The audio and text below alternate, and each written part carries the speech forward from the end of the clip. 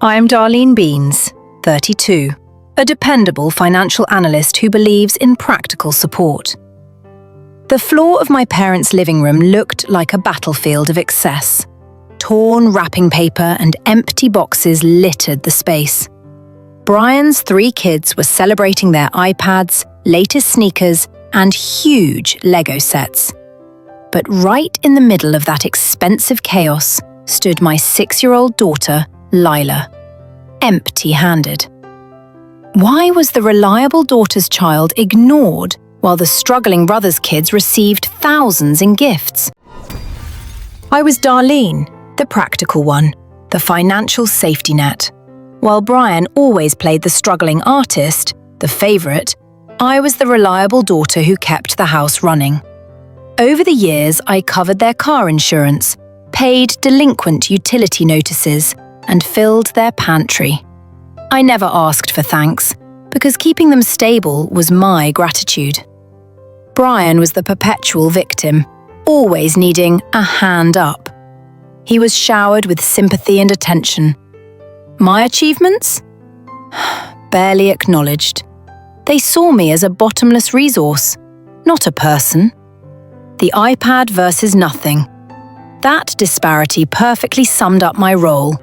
Bank, not family. What happens when the reliable daughter, treated like a bank account, finally demands to know why her loyalty means less than her brother's need? My financial support evolved from a kind gesture into an unspoken expectation. They stopped asking. They just assumed. I was the silent CFO of the family, covering everything from overdue property taxes to emergency plumbing. And in return, my achievements were met with casual dismissal. "Oh, Darlene got a promotion? That's nice. Did you talk to Brian about his car trouble?" The sacrifices I made, postponing my own retirement savings, delaying Lyla's college fund contribution, were invisible. They only saw Brian's struggle, equating his instability with a higher need for love and resources. The cruel irony was that the more I gave, the more they saw me as the provider, not their daughter. I was a solution, not a family member. The tipping point wasn't the money. It was the love denied to my child. How did my parents justify rewarding my brother with expensive gifts while leaving my daughter empty-handed? And what was their exact, cold response? The constant draining wasn't sustainable. I started directing my energy towards Lyla and my career. Simple moments, teaching Lyla to ride her bike, closing a major work deal, became my anchors. I gained confidence realizing I didn't need their validation. Small wins proved I could build a fulfilling, peaceful life without being their financial crutch forever. This quiet independence was a threat to their system. I was visualizing a future where I wasn't carrying everyone. That even with my new clarity, how did my parents dismiss Lyla's hurt? And what stunningly cold reason did they offer for giving Brian's kids all the expensive gifts? I waited until the next day, swallowing my anger, and called them. I simply asked, why didn't Lyla get anything? My mother sighed, a sound calculated to make me feel tedious. "Darlene, please don't overreact. We just had a tight budget this year, and Brian's family needed the gesture more than you do." The phrase, "needed the gesture more," hit me like a physical blow. It confirmed the truth. My daughter should understand because her mother was financially stable. They weren't seeing Lyla's feelings. They managed their problem through favoritism. My father chimed in. "You're fine, Darlene. Brian's struggling." The injustice was sickening. The cold calculation of their favoritism was the final straw.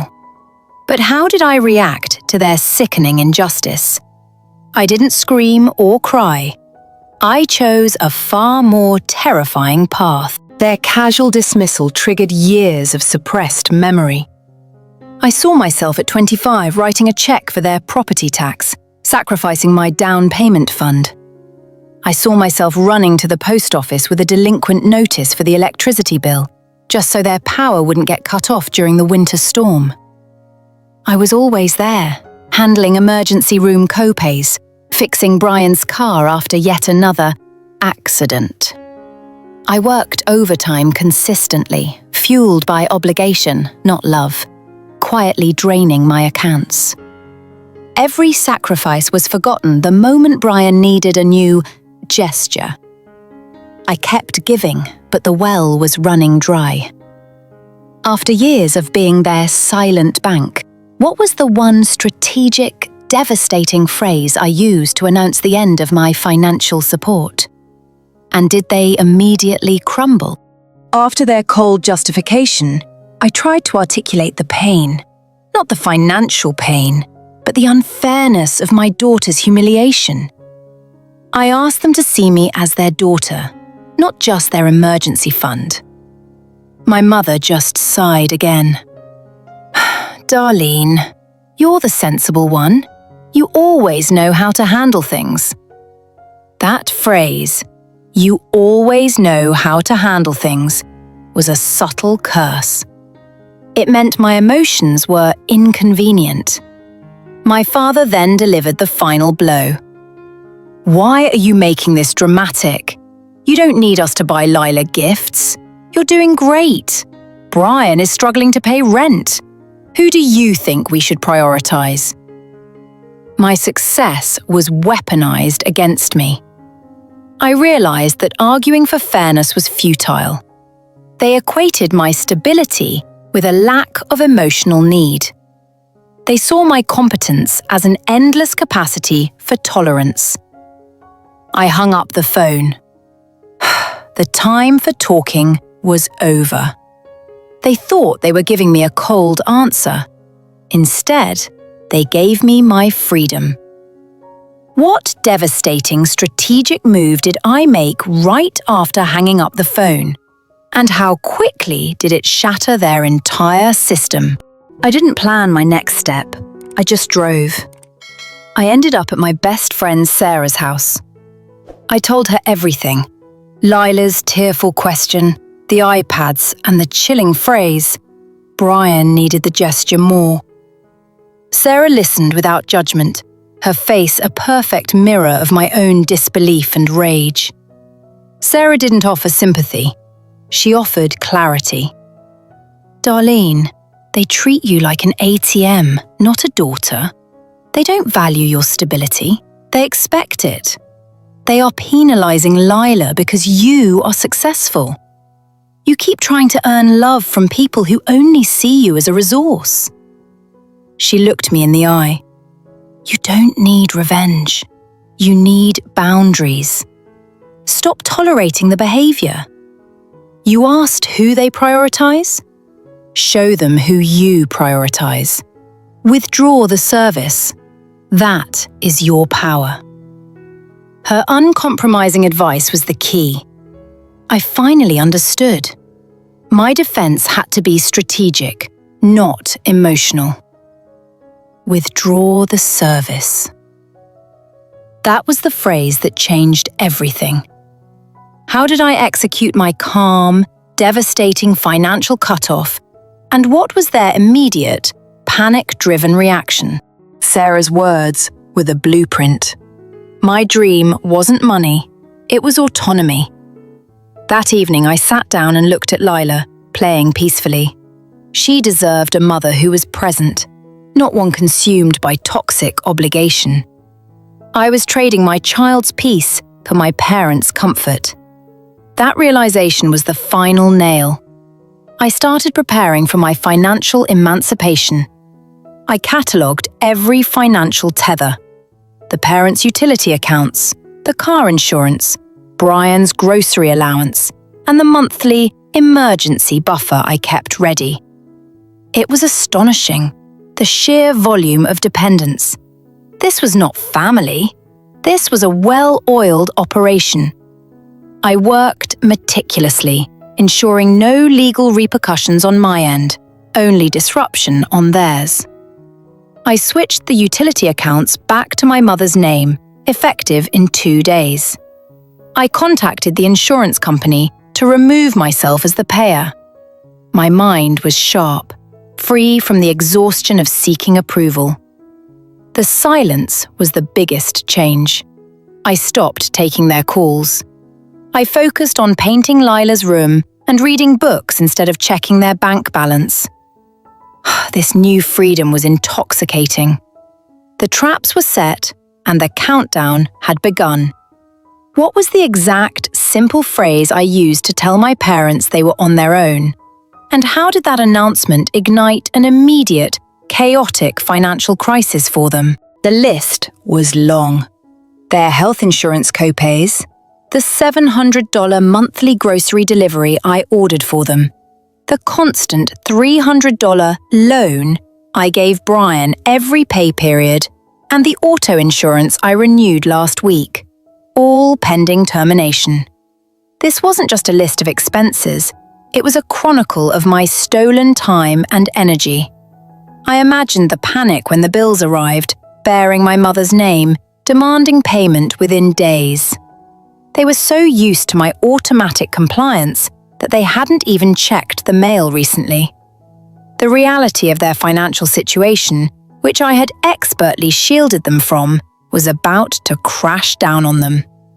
I had to mentally sever the tie. For years, I confused responsibility with love. Now I saw it clearly.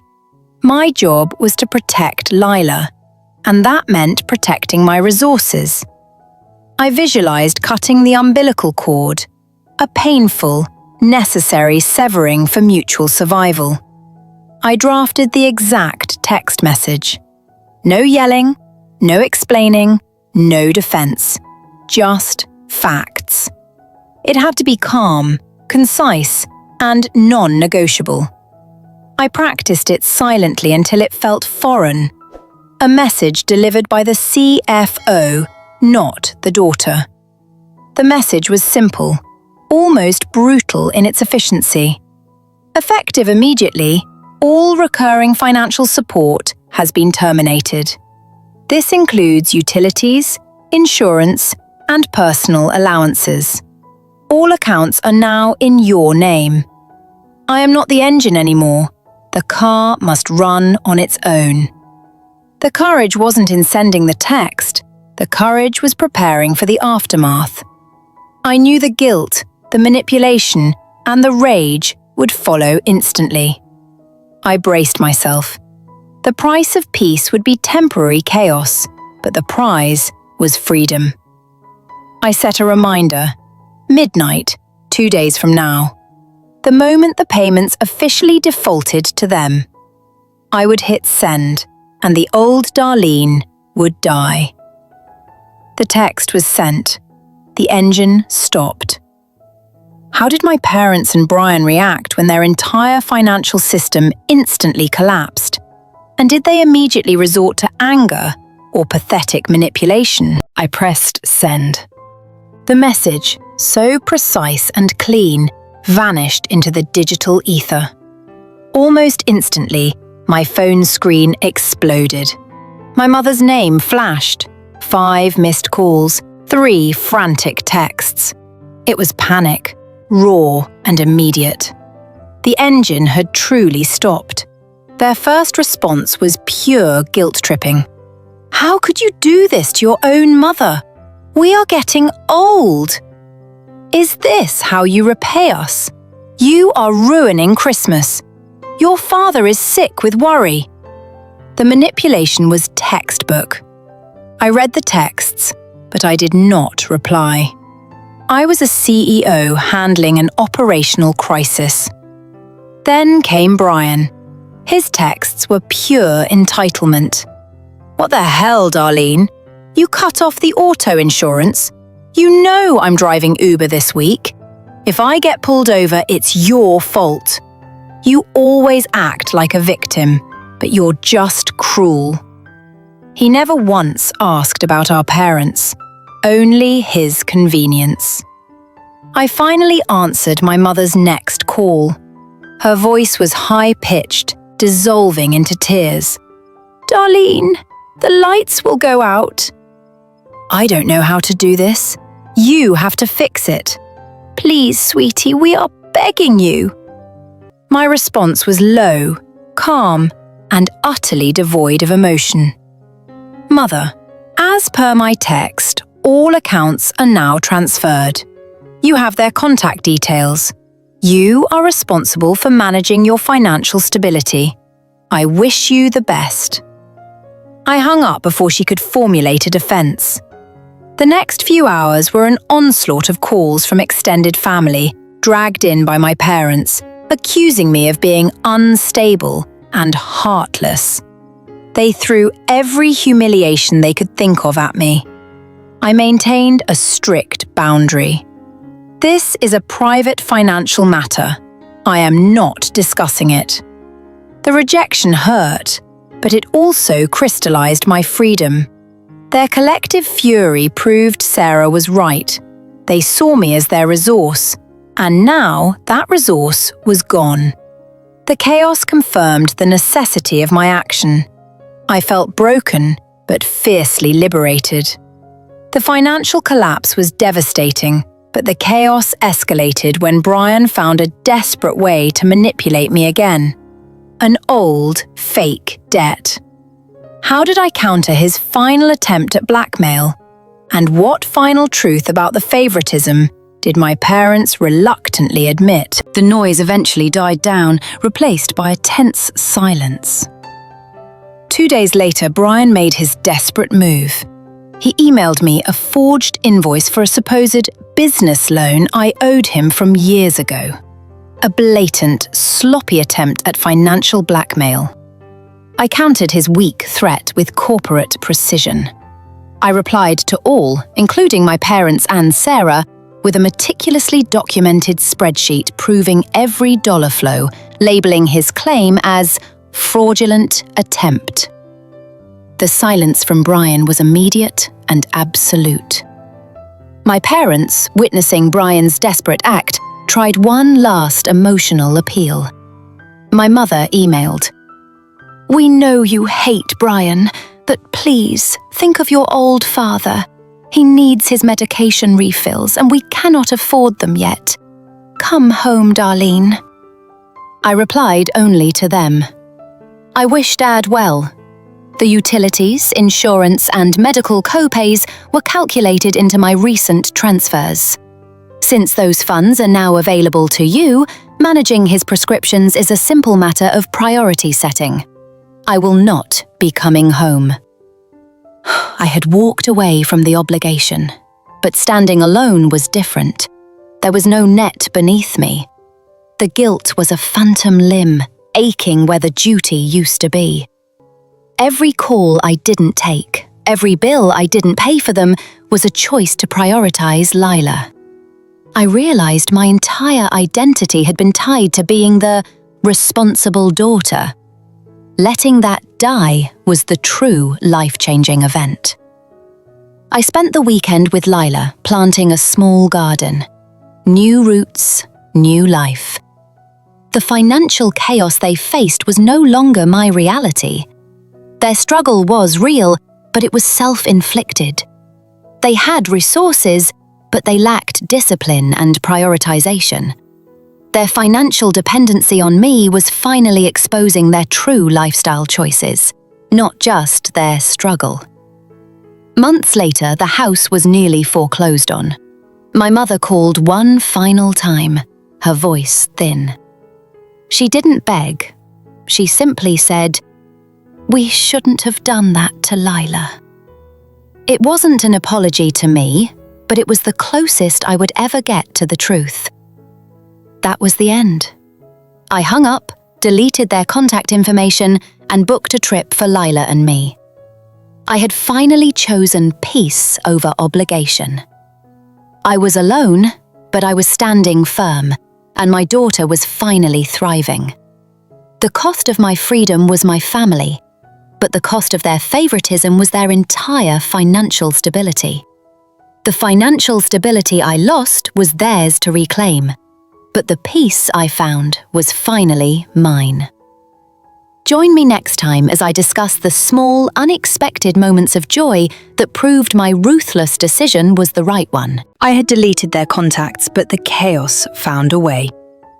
2 weeks after the cutoff, the utility company sent me a formal disconnection notice, addressed to my previous payer details.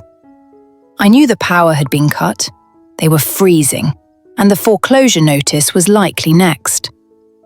I received an urgent text from my sister-in-law, Susan, who was normally neutral. She wrote, "Darlene, your mum is really sick. She won't go to the hospital because they can't afford the copay now. This is serious. You have to call her." This was the final trap, leveraging fear for my mother's health. I made the one call I hadn't planned to make, not to them, but to my mother's doctor, paying for an emergency telemedicine consult, ensuring health, but not financial rescue. Then they showed up, unannounced. My mother and father, looking gaunt, standing on my doorstep. My mother's eyes were red from crying. My father's usually proud posture slumped. They were desperate, stripped of all dignity. My father started, his voice cracking. "Darlene, we made a mistake. Please just pay the gas bill. We'll find a way to make it right. We're freezing." My voice was steady, utterly neutral. "You told me I was the sensible one, capable of handling things. You prioritized Brian because he needed the gesture more. I agree. You are now prioritizing your basic needs. I am prioritizing my daughter's peace." Their faces crumpled. They finally understood. I was giving them the exact same cold, logical treatment they gave Lyla. I was mirroring their favoritism and their belief in self-reliance.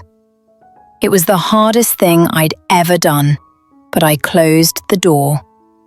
The door was closed, sealing the fate of the old Darlene.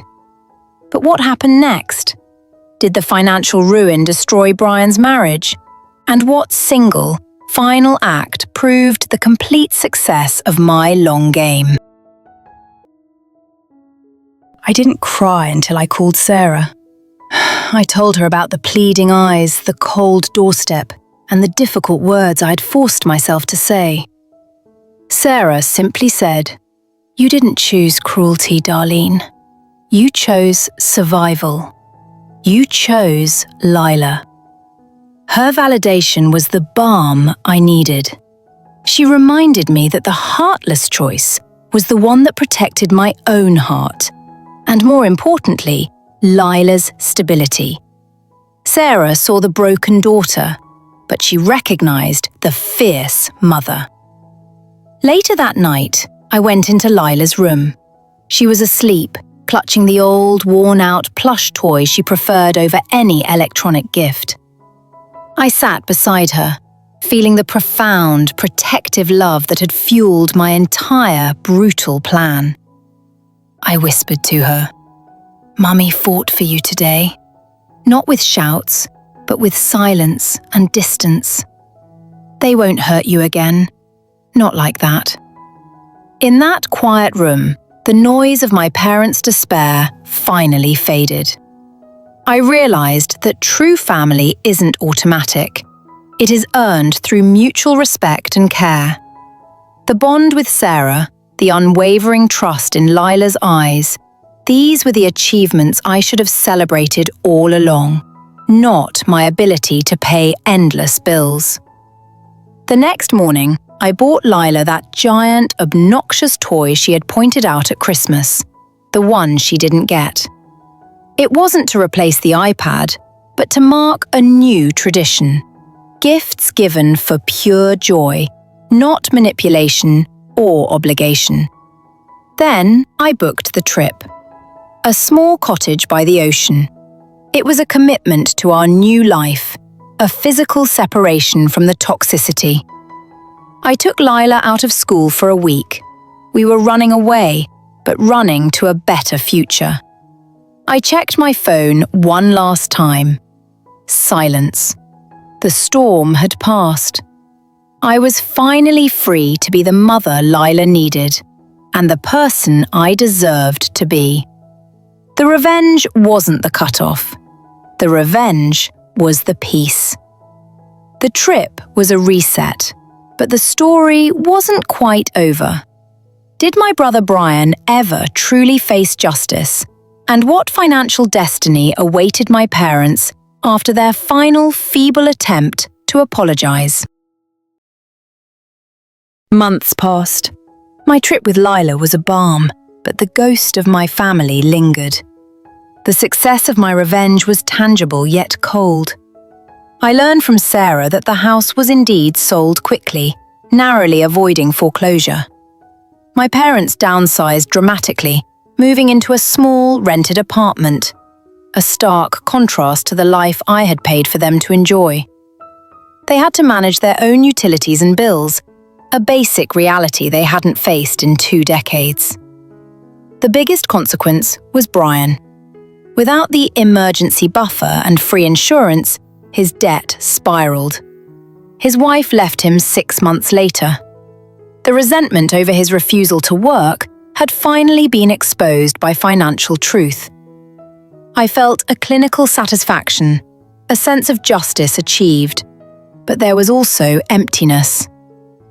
I mourned not the family I had, but the loving, supportive family I had always desperately wanted them to be. That dream was officially dead.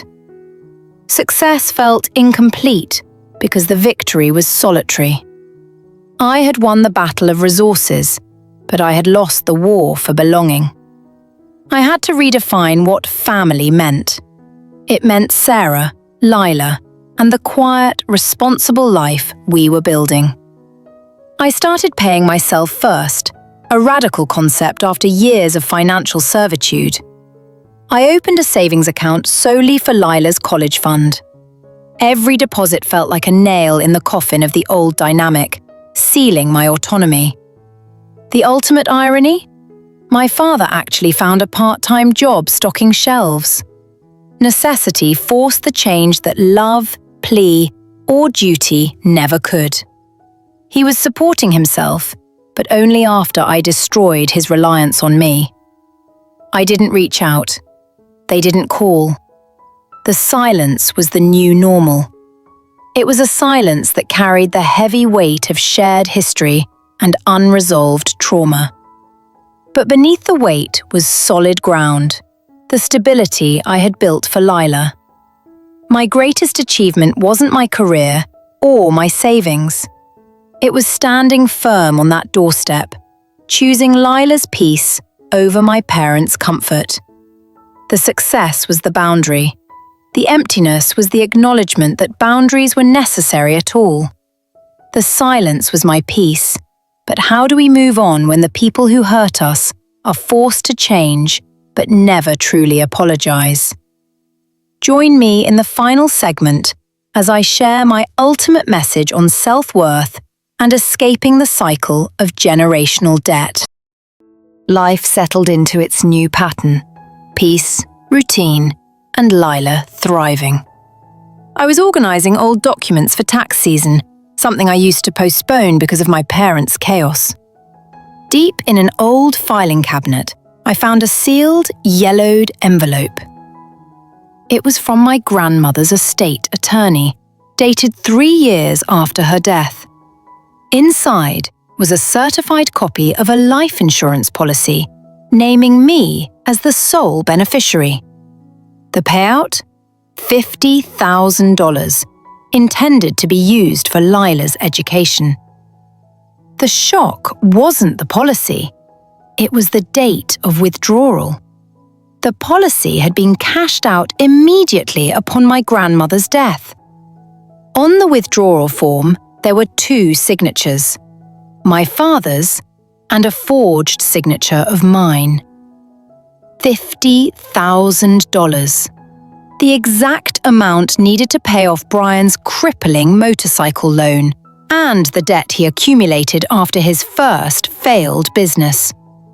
The favoritism wasn't just my sacrifice. It was direct theft of Lyla's future. The revelation shattered the bittersweet feeling I had carried. There was no emptiness, only justified rage. I wasn't just setting boundaries. I was defending Lyla from thieves who wore the mask of family. I spent the next 48 hours collecting indisputable proof. I contacted the insurance company, the attorney, and a forensics document expert. I was building a case, not for court, but for the final psychological blow. I drafted a final email to my parents. The subject line, the $50,000 question. It wasn't a plea or a threat.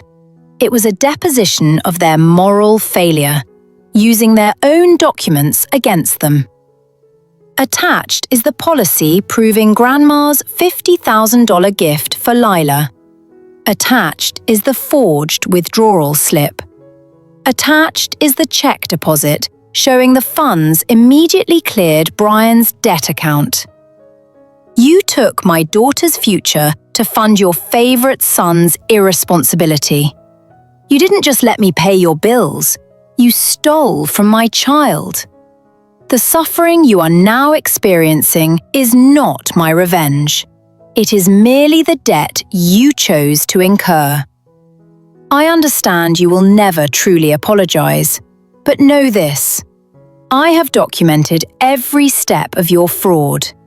If you ever contact me or Lyla again, I will not hesitate to pursue criminal charges for forgery and theft. I hit send. This was the final, definitive separation. It sealed the family's demise in a way that just cutting off utility bills never could. This was proof. They would actively commit fraud against my child. The reaction was deafening silence. There were no calls, no guilt-tripping texts, and no visit to the doorstep. They knew the truth was uncovered, and they knew I had them cornered. Their manipulation was finally rendered powerless. That moment of silence, the absence of their attempts to lie or defend themselves, was the ultimate validation.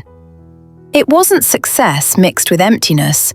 It was the sweet taste of unassailable, righteous victory. I transferred $50,000 into Lyla's new, fully autonomous college fund. I replaced the stolen money, not to feel better, but to ensure that her future was untouchable by their legacy of toxic favoritism and theft. The revelation was shocking, but it was the final layer of armor I needed. I walked away from the screen, knowing I hadn't just saved myself. I had saved Lyla from a destiny of being financially targeted. The truth changed everything, transforming my emptiness into righteous peace. Join me for the final episode where I reveal the lasting impact of the cutoff, the lessons I taught Lyla about self-worth, and how I finally learned to trust my chosen family. The silence was now absolute. Months turned into a year. The most striking change wasn't my savings account balance, but the absence of constant dread. My mornings weren't spent checking emails for financial fires. They were spent drinking coffee in peace. Lyla started thriving. Her grades went up, and her teacher noted a profound difference in her confidence and focus. The anxiety that used to cloud her eyes was gone. She was finally allowed to be a kid, safe from the weight of adult dramas. I learned that recovery isn't a single moment, it's a sustained effort. I no longer felt the need to justify my actions or seek external validation. The revenge had served its purpose, but the real victory was finding my own worth outside of my bank balance. That quiet, steady peace proved the financial ruthlessness was necessary. I didn't regret the cold logic or the closed door. I regretted that it took theft and betrayal for me to finally prioritize us. The peace was hard won, but what were the specific, lasting life lessons I took from this war?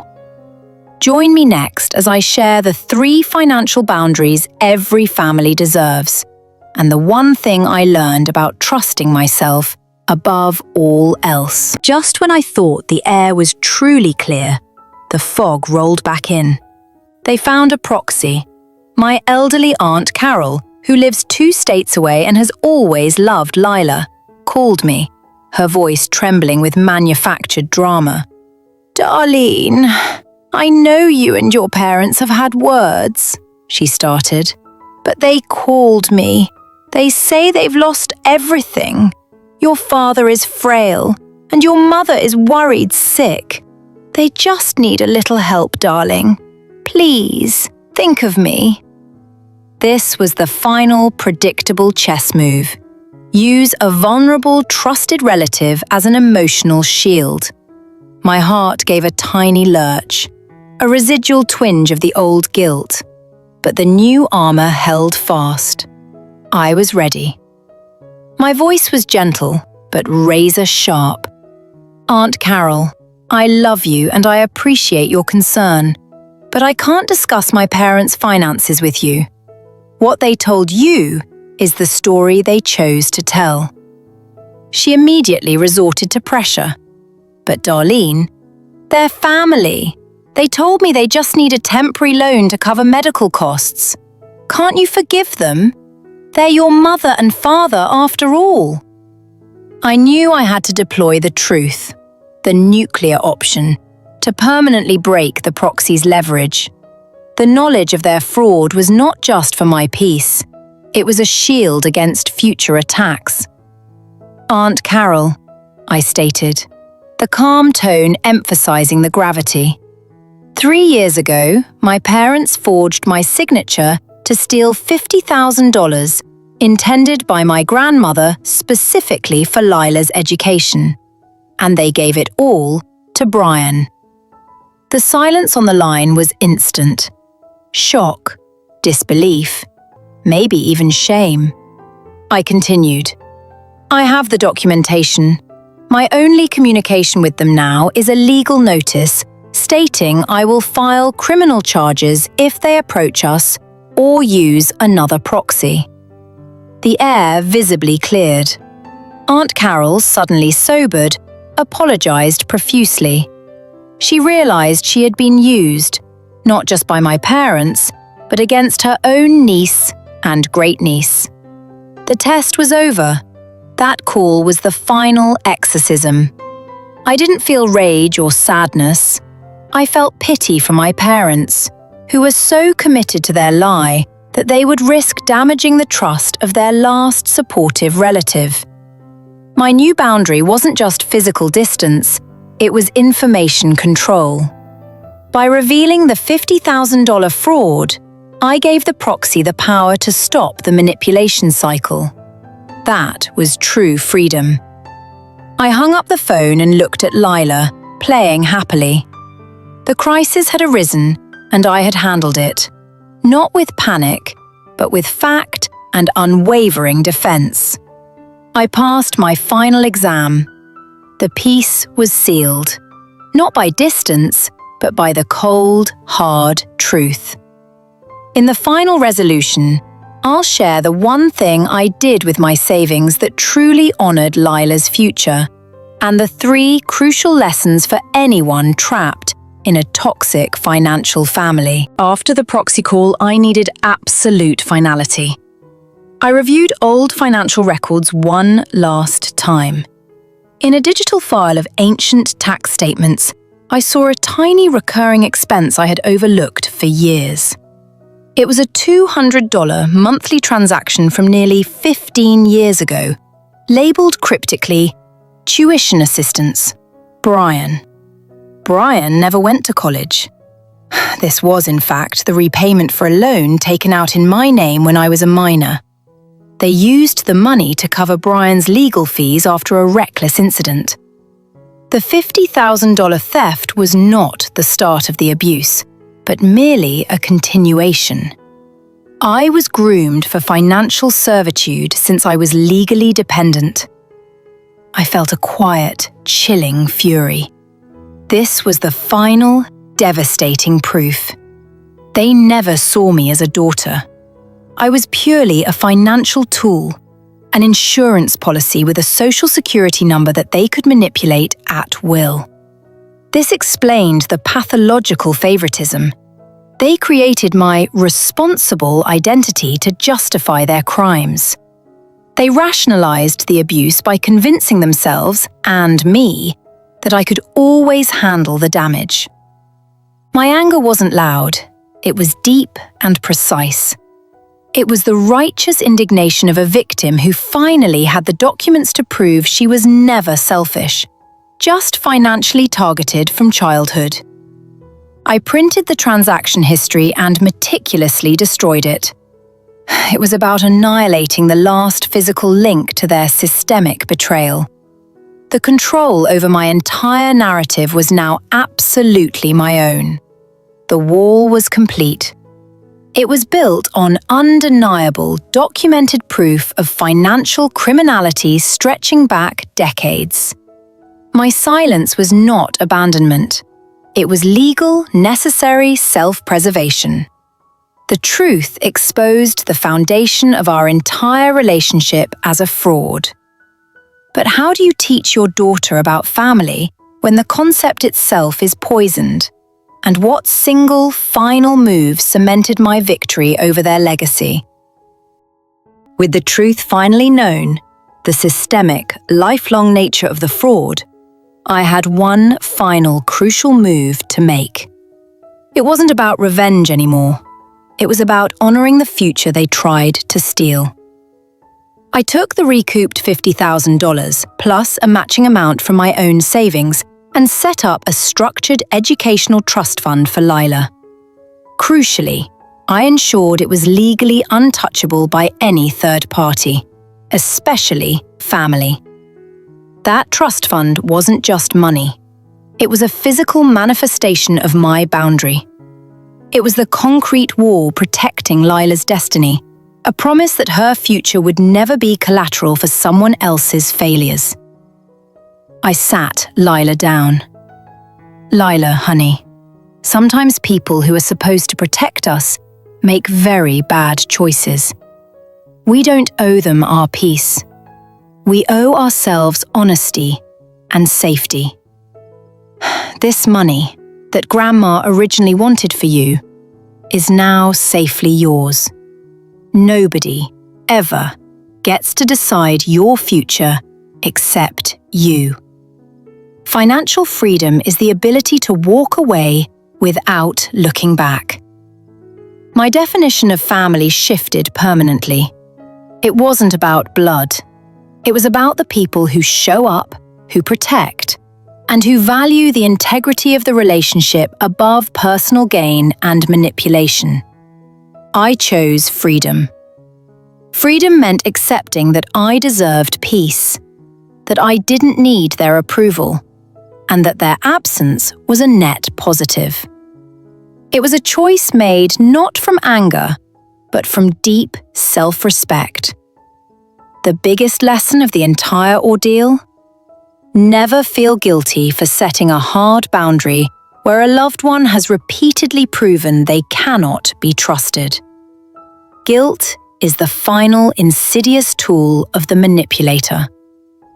I no longer spend time looking back at the smoking ruins of that relationship. I only look forward, hand in hand with Lyla.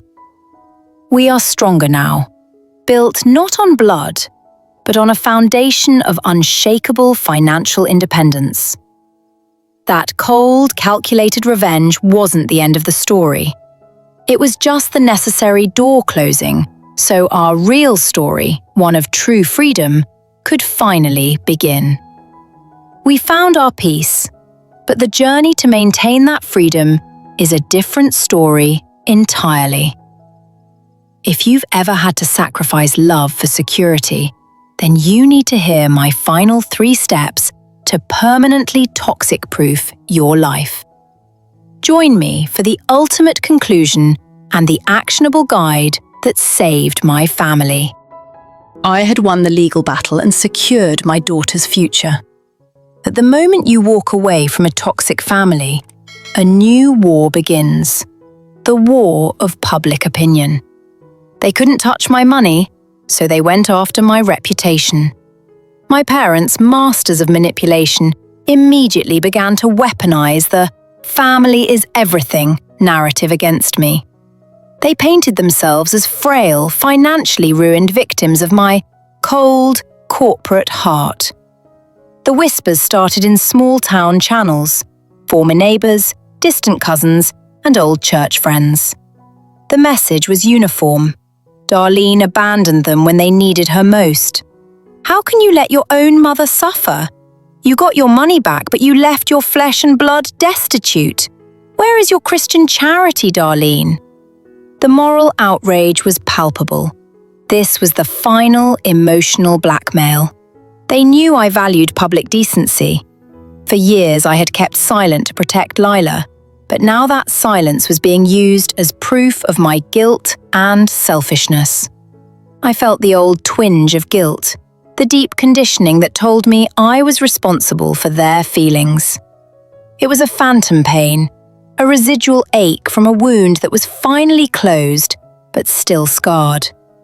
The pressure mounted when Brian, desperate and broke, began posting thinly veiled threats on social media, claiming I owed him a chance at reconciliation for Lyla's sake.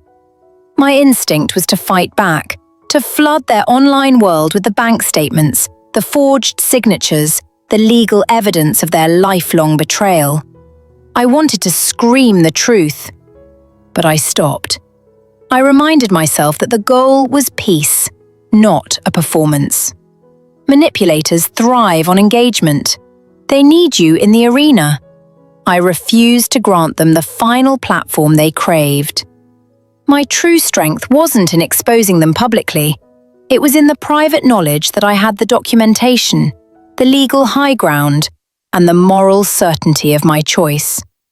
The choice to remain silent felt incredibly lonely. People who haven't experienced toxic family dynamics cannot comprehend the moral weight of cutting off a parent, even a criminal one. I lost a few casual friendships. People who valued the appearance of unity over integrity dropped me. They chose the comfortable lie of the loving, abandoned parents over the uncomfortable truth of financial abuse. This was the final, purifying test. Did I care more about what strangers thought, or did I care more about the safe, peaceful reality I had built for Lyla? The answer was immediate and clear. I created a succinct, professional statement for anyone who asked directly. It contained no emotion, only facts. My relationship ended due to documented financial fraud and identity theft. Most people backed off. The word fraud changes the conversation instantly. It shifts the blame from the selfish daughter to the documented criminal act. Facts, not feelings, became my shield. The family's attempts to use social shame ultimately failed because my internal compass was reset. I no longer equated my worth with their approval or society's judgment.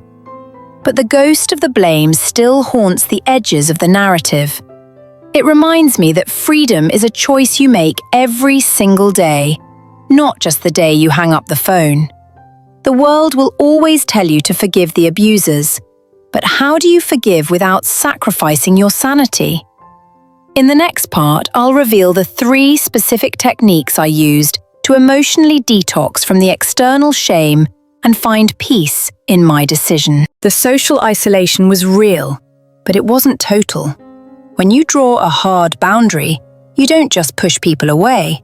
You also clearly illuminate those who will cross mountains to stand by you. The first ally was Susan, my trusted lawyer.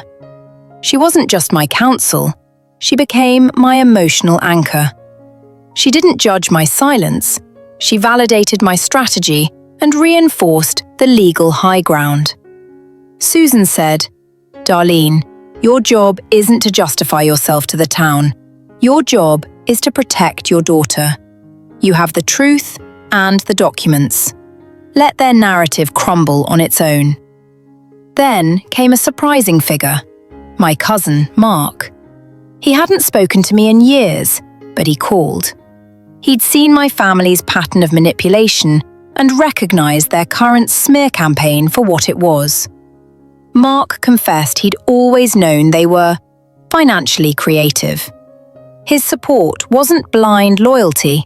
It was based on his own history of quietly observing their manipulative behavior over decades. This was a turning point. Real support doesn't come with demands for forgiveness.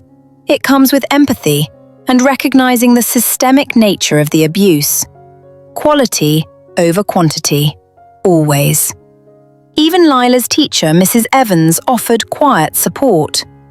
When the rumors briefly circulated at the school gate, Mrs. Evans pulled me aside and said, "We see Lyla thrive here, Darlene. That's the only proof we need." The support I received was conditional only on my integrity. These people didn't need my whole, raw story. They only needed to know that I had acted decisively to protect myself from documented crime. The most profound support came from Lyla herself. She felt the peace in our home. She saw me choosing sanity. Her trust in me became the foundation of our new, tiny but unbreakable family unit. Losing the fair weather friends felt like amputation, but gaining these steady anchors was like receiving a vital transfusion. The social cost was simply the price of admission to my true, liberated life. The fear of being alone was replaced by the clarity of being surrounded by the right people. You don't need a village, you just need a handful of honest, clear-eyed individuals who will stand in the gap with you. External support is crucial, but the greatest battle is internal. If you've been conditioned to feel guilty your whole life, how do you finally defeat the voice of the abuser inside your own head? That's what we cover next. With the legal war over and the true allies identified, the real work began. Building a new life. Not one free from drama, but one structured around peace. Our new normal was beautifully, wonderfully quiet. The biggest hurdle wasn't them, it was the voice of the abuser they had installed in my head. That internal critic whispered doubts. You were cruel. You owe them. You failed the family. To defeat this voice, I implemented the 3 C's strategy. This is the actionable guide I promised you. It's how you detox your emotional life from decades of manipulation. The cognitive challenge. Every time the critic spoke, I asked, is this thought based on my adult reality or my childhood conditioning? I used the documented facts as my counter-argument. The fact was, they committed fraud. The conditioning was, forgive your elders. The fact always won. Rewriting your internal script requires relentless self-correction. The compassionate boundary. I practiced treating myself with the same empathy I'd show a friend who faced the same abuse. Self-compassion is the antidote to deep-seated familial guilt. I learned to validate my own pain. It's okay that this was hard. You did the best thing for Lyla and for you. This simple internal affirmation eroded the guilt over time. We deliberately replaced every negative family memory with a new, healthy tradition. We scheduled gratitude Sundays and no-drama movie nights. The goal wasn't to forget the past, but to ensure that our future was defined by our choices, not their trauma. Lyla and I focused on building positive reference points together.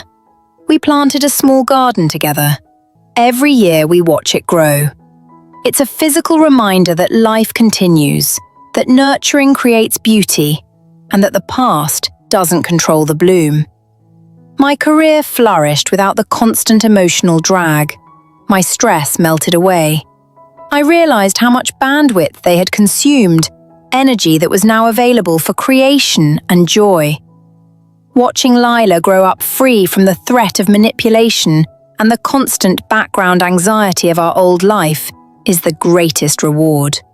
Her childhood is truly hers now. My relationship with my cousin Mark solidified. We created a small, chosen family network, proof that blood ties are meaningless if they are not supported by mutual respect and love. This isn't a story about winning money back. It's a story about winning peace. I traded the perceived safety of family connection for the certainty of my own integrity and security. It was the best trade ever. Years passed. There have been no attempts at contact, which is the silence I prayed for. The ending is not a dramatic climax, but the quiet, profound realization that I am finally, unequivocally, free. This is where my story ends, but your healing is just beginning. What step will you take today to implement the 3 C's and reclaim the peace you deserve? Years passed. The dramatic initial break faded into a mundane reality.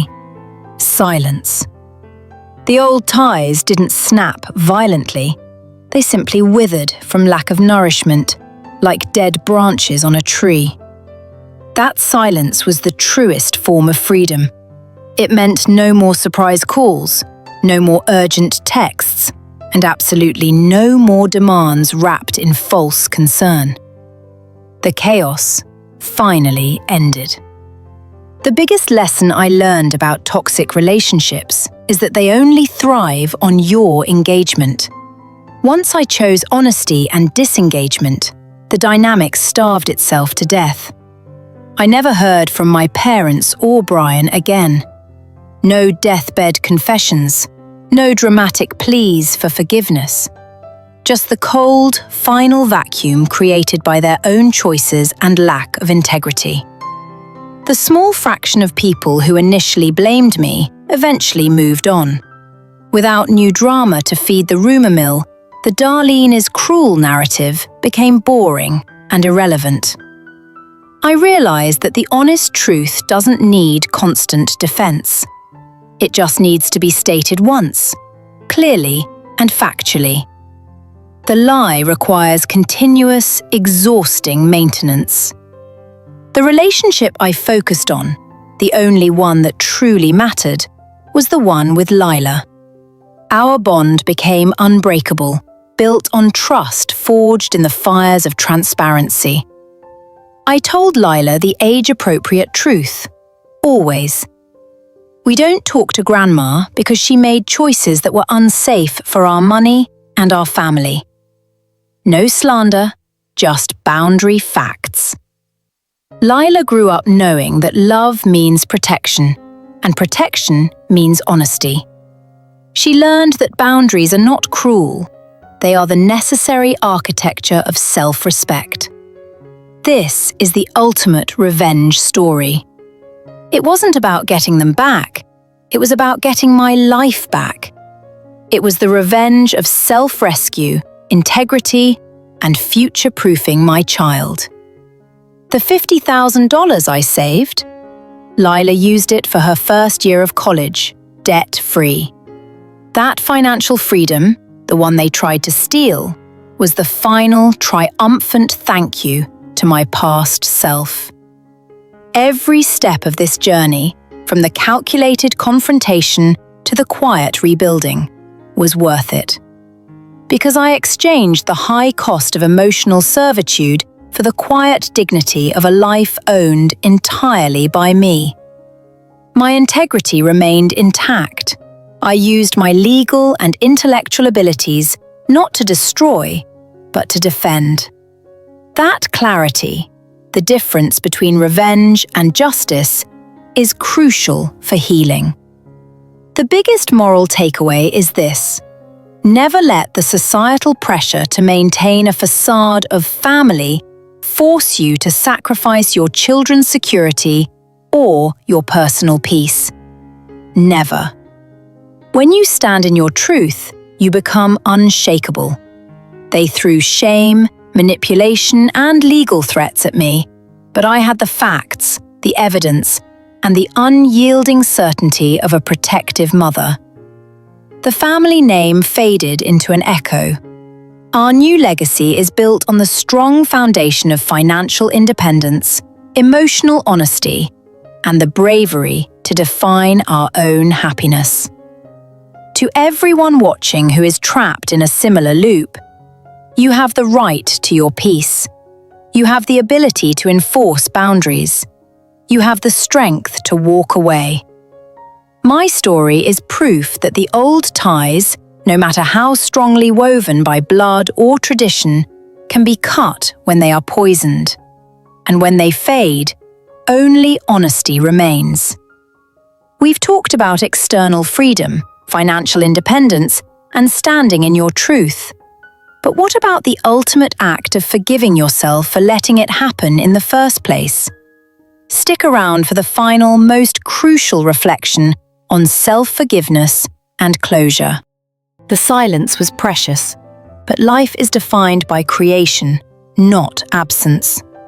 The new chapter wasn't just about what I stopped, it was about what I finally started. A life built purely on my own terms. The most beautiful change was Lyla. Watching her head off to college, secure and excited, was the tangible proof that the generational trauma stopped with me. I broke the cycle. The $50,000 paid for her first year, but the real gift was the emotional inheritance. The freedom to pursue her passions without the weight of inherited guilt or financial fear. With my emotional bandwidth restored, I realized I had a story to tell. A guide for others trapped by the toxic, family is everything lie. This became my new project, my new purpose. I wrote a book on financial self-rescue and setting non-negotiable boundaries. Channeling the years of betrayal into actionable advice was the final, productive transmutation of my pain. But even with the success and the peace, one ghost remained: the internal shame. Why did I wait so long? Why did I allow myself to be financially abused for so many years? The answer was simple: conditioning. We are taught that walking away from blood is the unforgivable sin. The final, hardest step in healing is the act of radical self-forgiveness. I had to forgive the younger Darlene who was scared, who was dependent, and who truly believed she could fix them. She did the best she could with the tools she had. Self-forgiveness isn't about excusing the past. It's about accepting that the trauma happened and then choosing to stop punishing yourself for being a victim of someone else's malice. I wrote a final letter addressed to my former self. You were brave enough to break the lie. You didn't owe them your peace. Thank you for choosing freedom. Then I burned it. That ritual completed the circle. The revenge was against the system of abuse, not the individuals. The victory was the self I rebuilt, not the money I recovered. My life is no longer a story of struggle, but a blueprint for resilience. Every quiet weekend, every healthy conversation with Lyla is a testament to the power of a hard, true boundary. Financial revenge stories are exciting, but remember the real treasure: the ability to wake up without the crushing weight of manufactured obligation. That is priceless. If you are considering cutting off a toxic relationship, remember that the pain of walking away is temporary. The pain of staying is perpetual. Choose the temporary discomfort for permanent peace. The greatest victory isn't their defeat. The greatest victory is the realization that your life, your health, your finances, your child's future is 100% in your capable, honest hands. So, this is the end of the Darlene story. It's a story about a daughter who refused to be a victim, and a mother who became her own savior. I hope it empowers you. But before you go, how will you write the ending to your family story? We've walked a long road from betrayal to blueprint. My story isn't unique. It's a mirror for anyone who has traded their peace for the perceived obligation of a toxic family bond. Now, let's lock in the 5 essential lessons I want you to carry into your own self-rescue journey. These aren't just tips, they are the battle map for your freedom. Lesson 1. Integrity is your only currency. Lesson 2. Documents, not emotion, are your best defense. This is the power of fact that defeats their narrative. Lesson 3. True allies reveal themselves when boundaries are set. You need quality over quantity. Lesson 4. The temporary pain of cutting ties prevents perpetual servitude. Lesson 5. The greatest revenge is building the beautiful life they tried to steal. That is the triumph of conscious creation and self-possession. You deserve dignity. You deserve peace. Start building your blueprint today. What is your first boundary going to be?